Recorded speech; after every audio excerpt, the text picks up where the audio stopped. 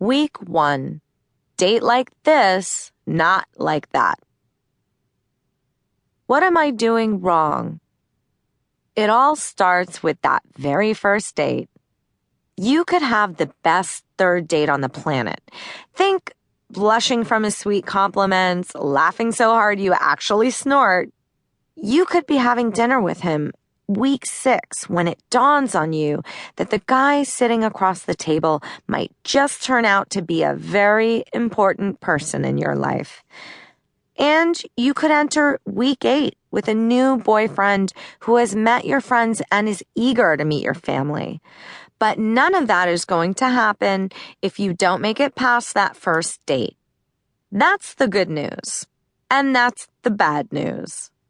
It's good news because who doesn't like a fresh start and a new opportunity? It's bad news because, well, the first date is one of those things that's easy to screw up. Far too easy. Just recently, for example, I was sitting at my desk on a cloudy Monday morning, hammering away at the keys on my computer when the first call came in. "Amy," I heard my client Leslie squeak. I could tell she had been crying and hoped that it wasn't about her date with Paul. This was Leslie's second matchup with me. Unfortunately, she didn't make it very far with the first guy, Jim. To hear Leslie tell it, her first date with Jim went well.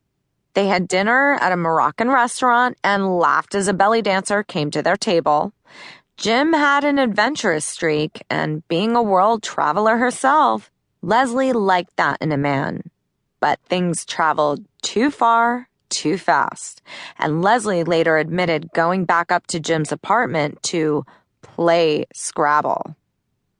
Leslie didn't tell me what happened, but she didn't need to. This wasn't about triple word scores or who could get rid of the Q, so whether or not they actually played Scrabble was beside the point. A few days later, when Leslie hadn't heard from Jim, she called him and asked him out. Oh, Leslie. Jim agreed, and this time, Scrabble schmabble, she didn't even bother to give an excuse about why they went back to his place. She called me the next day and shared, as though it were no big deal, "We had great sex."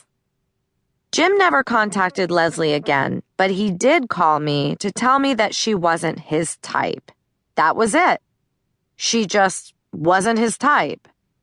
Leslie, who by Jim's own account was undeniably beautiful, successful, and funny, asked what type Jim might have been looking for. The kind who doesn't go back to his apartment after the first date, and the kind that doesn't have sex on date 2, I replied. So I braced myself to hear why Leslie was crying. I hoped that she hadn't made the same mistake again. "I didn't!" she practically shrieked. "Paul and I just had dinner. It went really great. Outside the restaurant, we had a quick peck, and I left in my own taxi. But he's been silent the past few days. He told me how he loved the Jets, so I texted him yesterday to say how great it is that they won, and he didn't even text back." I could hear her getting upset again, and she finally unleashed the question I hear from women every day. What am I doing wrong? Well, a lot. But we can all stop that now if we start dating like this and stop dating like that. Learning the right way to date. Going back to a guy's apartment on the first date. Sleeping with him on the second. Sending a text after not hearing back for a few days. These were all mistakes Leslie made, and they come under the heading of not building a solid foundation. We've all acted like Leslie at one time or another. We think it's romantic to wing it, or that having a strategy is manipulative. Think again. Remember that first date analogy? A job interview with drinks? Well, you wouldn't go on an interview and take a job as an accountant if you're really a lawyer, would you? So why settle for something that's unlikely to go any further than the first few dates when what you